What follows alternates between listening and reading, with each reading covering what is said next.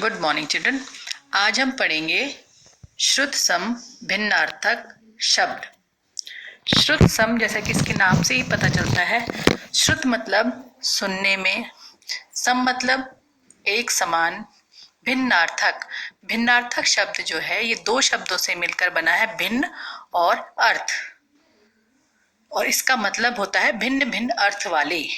तो सुनने में एक जैसे लेकिन भिन्न भिन्न अलग अलग अर्थ वाले शब्द।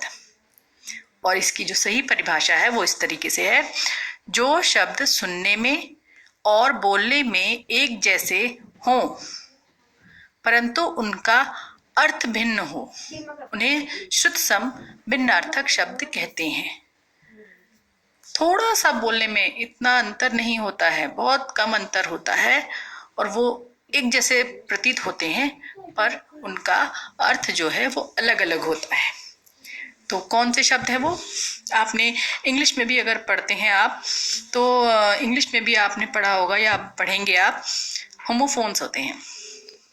तो हिंदी में उनको कहते हैं श्रुत सम भिन्नार्थक शब्द। पहला है और दूसरा है और एक जैसा लगता है सुनने में, पर उसका अर्थ क्या है? और का मतलब होता है तरफ और का मतलब होता है तथा। अर्थ अलग अलग है। तुम किस ओर जा रहे हो? मैं और पिताजी घूमने गए। ठीक है, इस तरह से। अब इस ग्रह और गृह में बहुत बच्चे कंफ्यूज हो जाते हैं।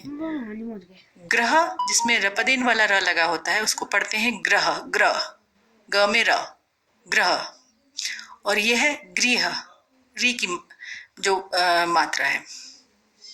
ये जो र है ये री है, री से ऋषि वाला र ये है, तो उसको ऋषि तो ग में लगेगा तो गृह। ग्रह का मतलब होता है नक्षत्र और गृह का मतलब होता है घर, गृह कार्य, ग्रह पूजा। ग्रह खराब चल रहे हैं, जो हम अक्सर बोलते हैं ग्रह खराब चल रहे हैं, तो ये होता है नक्षत्र। और गृह पूजा, गृह प्रवेश, ठीक है, होता है घर। समान मतलब एक समान, एक जैसे। सामान इसका मतलब होता है जो हम सामान खरीद के लाते हैं, जो वस्तु हम खरीद के लाते हैं मार्केट से, या कुछ सामान मुझे दे दो, वो होता है सामान। और समान जिसमें आ की मात्रा नहीं होती है उसका मतलब होता है एक जैसा, बराबर। परिमाण का मतलब होता है मात्रा। ये हम अपने हिंदी व्याकरण में बहुत करते, परिमाणवाचक क्रिया विशेषण, जो अभी हमने पढ़ा कुछ। तो परिमाण, और इसका मतलब है परिणाम, फल या नतीजा। परिणाम का मतलब रिजल्ट। वात, हवा। नेक्स्ट है बात का मतलब बातचीत, जो हम बातें करते हैं। वात मतलब हवा और बात मतलब बातचीत। शाम, संध्या, जो इवनिंग, इसको कहते हैं इवनिंग। शाम, संध्या। और शाम मतलब काला। बोलने में एक जैसे होते हैं पर इसके अर्थ अलग अलग होते हैं। नेक्स्ट वर्ड है निर्धन का मतलब र ऊपर लगाया, थोड़ा सा बीच में बोलेंगे र, नी और ध के बीच में थोड़ा सा र बोलेंगे, निर्धन। उसका मतलब होता है गरीब। और अगर ये र नहीं बोलेंगे, निधन का मतलब होता है मृत्यु। नेक्स्ट है असमान, जो मतलब इसका मतलब है जो बराबर नहीं हो, असमान, समान नहीं है, जो बराबर न हो। और उसी के जैसा एक शब्द है आसमान, मतलब आकाश।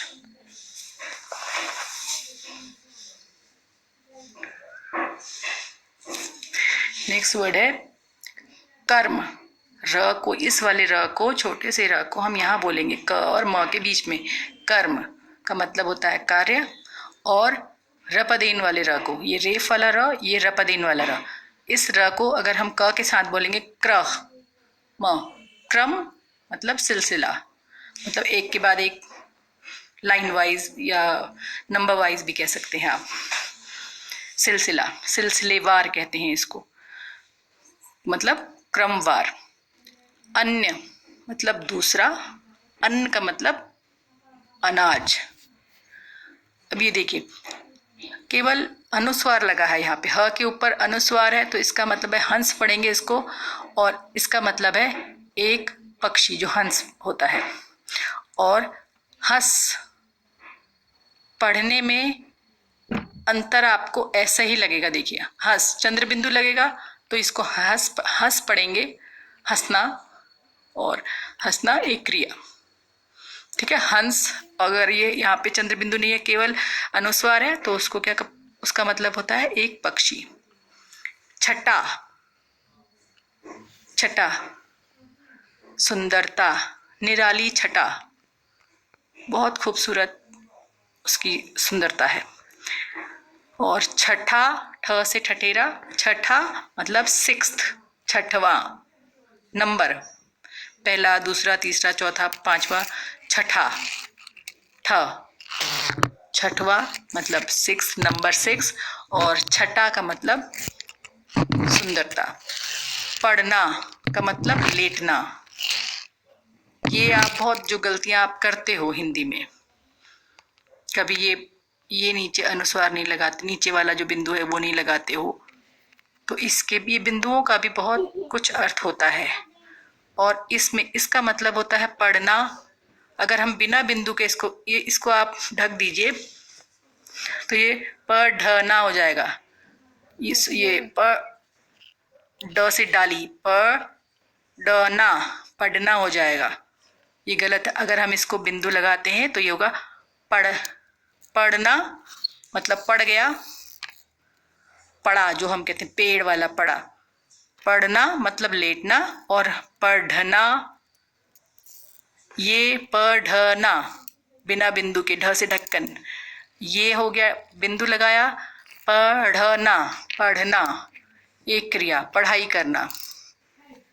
इन बिंदुओं का ध्यान रखिएगा, तब उसके बोलने में भी अंतर आता है, और सुनने में एक जैसा होता है, पर बोलने में भी, पर जो उसको ढंग से सुनते हैं, अब आपको ज्ञान होगा इस बिंदु का, तो आप उसका अर्थ आराम से समझ सकते हैं।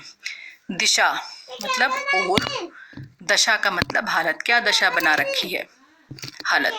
कपट का मतलब धोखा, कपाट का मतलब दरवाजा। दिन का मतलब दिवस, दीन का मतलब, केवल मात्रा का अंतर है, जो आप छोटी मात्रा और बड़ी और छोटी की मात्रा को इधर उधर कर देते हो, अर्थ बदल जाता है बेटा। दिन, ये दिन हो जाता है, उसका मतलब होता है दिवस, जैसे बाल दिवस, स्वतंत्रता दिवस, ठीक है, दिन। और दीन का मतलब जब आगे से लगा देते हो, बड़ी की मात्रा लगा देते हो, तो इसका मतलब हो गया गरीब। नेक्स्ट है प्रमाण, प्रमाण का मतलब सबूत, क्या प्रमाण है। और प्रमाण पत्र, सर्टिफिकेट को हिंदी में कहते हैं प्रमाण पत्र, तो वो ही होता है सबूत। हाई स्कूल का, जैसे आपका 10th होगा, 12th 10th, कोई भी आप कहीं से भी कुछ कोर्स करते तो उसका एक सर्टिफिकेट मिलता है, तो हिंदी में उसको कहते हैं प्रमाण पत्र। प्रणाम, नमस्कार। बेल, बेल का मतलब लता, बेल कौन सी बेल, जो जैसे यहाँ होती है, हमारे इस एरिया में होती है कद्दू की बेल, ककड़ी की बेल, करेले की बेल, कई तरह की बेल होती हैं, ठीक है। ये मैं आपको इसलिए बता रही हूँ कि ये आप सब लोग जानते हैं। और बैल, जब हम, केवल एक मात्रा का अंतर है इसमें, एक ही मात्रा है, इसमें आई की मात्रा है, बेल और बैल, इसका मतलब होता है पशु, ठीक है। नेक्स्ट है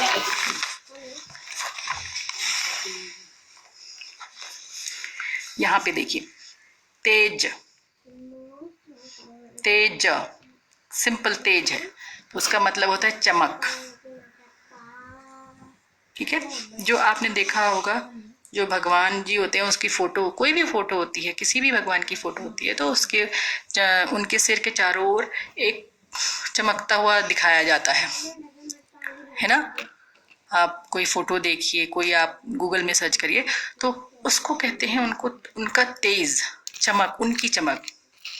ठीक है, और जब हम ये नुक्ता नीचे से लगा दे तेज, तो इसका मतलब होता है स्पीड, जो आप गति, तीव्र, बहुत तेज चल रहा है, बहुत तीव्र गति से चल रहा है, गति। तो केवल इस नुक्ते का अंतर है, देखिए दोनों में कोई अंतर नहीं है, तेज और तेज।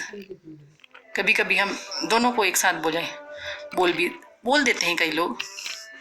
तो अगर आप तेज बोलेंगे तो उसका मतलब होगा गति, स्पीड, और तेज बोलेंगे तो उसका मतलब होगा आपकी चमक, किसी भी चीज की चमक। मतलब एक वो चमक, वो वाली तेज, मतलब थाली तेज, थाली का बहुत तेज है ये नहीं कहेंगे आप, ये दिव्य होता है, बहुत अनोखी जो चमक होती है उस वहां पर ये यूज होता है तेज शब्द। तेजस्वी, तेजस्वी है, तो तेजस्वी मतलब जो उसका अपीयरेंस है, कोई भी किसी का भी, उसमें बहुत ज्यादा एक चमक होती है, वो वाली चमक। वैसी शाइन नहीं कि हम जो बर्तनों में होती है या कपड़ों में होती है वो वाला नहीं, ये एक अनोखी चमक होती है वो वाली। शोक, दुख, शौक, यहाँ पर भी देखिए एक ही मात्रा का अंतर है, शोक और शौक। एक का मतलब है ओ की मात्रा होती है तो दुख, औ की मात्रा होती है तो रुचि, में। यहाँ पर भी, ये इसमें भी बहुत से बच्चे कंफ्यूज होते हैं। में का मतलब होता है जब एक ही मात्रा होती है और ऊपर से एक बिंदु होता है तो उसका मतलब होता है अंदर। गिलास में दूध डालो, उसका मतलब होता है अंदर। गिलास में दूध डालो नहीं होता है। अगर मैं बोलेंगे तो वो आप स्वयं के लिए बोलेंगे, मैं जा रहा हूं। बुरा, छोटे ओ की मात्रा होगी, बुरा, जल्दी से पढ़ेंगे, बुरा, तो उसका मतलब होता है बहुत खराब। मुझे आज बहुत बुरा लग रहा है, मुझे अच्छा नहीं लग रहा है, मुझे खराब लग रहा है, बुरा। अगर वही मात्रा बड़े ओ की लगाएंगे, बुरा, तो इसका मतलब वो चीनी का जो बूरा होता है, जो आप जब केक बनाते हैं और चीज बनाते हैं उसमें पड़ता है चीनी का जो पाउडर जैसा होता है, उसको हिंदी में कहते हैं चीनी का बूरा, वो वाला बूरा है। वैसे ही यहाँ पे देखिए केवल मात्रा का अंतर है, एक में छोटी ई की मात्रा है, यहाँ पर बड़ी की मात्रा है। ये इसको आप दिया पढ़ेंगे, मतलब देना, है ना। जरा एक बॉटल अचार देना, एक पुस्तक देना, देना मतलब आप लोगों को किसी और को देना। और अगर हम इसी को द में ही ये मात्रा को हम बड़ी की कर देते हैं, दिया, ये हो गया दिया। दिया का मतलब दीपक, जो मंदिर में जलता है उस दीपक को कहते हैं दिया। अब यहाँ पे 3 वर्ड्स हैं बेटा, 3 शब्द हैं। ये कड़ाई मतलब सख्ती, जो हम स्कूल में बिल्कुल स्ट्रिक्ट डिसिप्लिन होता है तो कड़ाई, वो वाली सख्ती, ठीक है। और कढ़ाई, कढ़ाई, कढ़ाई सुई धागे से जो हम कपड़े में एम्ब्रॉयडरी करते हैं उसको कहते हैं सुई धागे से, उसको कढ़ाई कहते हैं।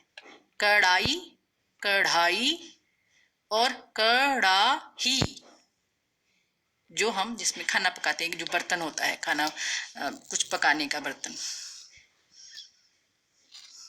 तो इस बोलने में आप एक जैसे ही लगते हैं पर इनका जो मीनिंग है, जिस इनका अर्थ है वो अलग अलग होता है।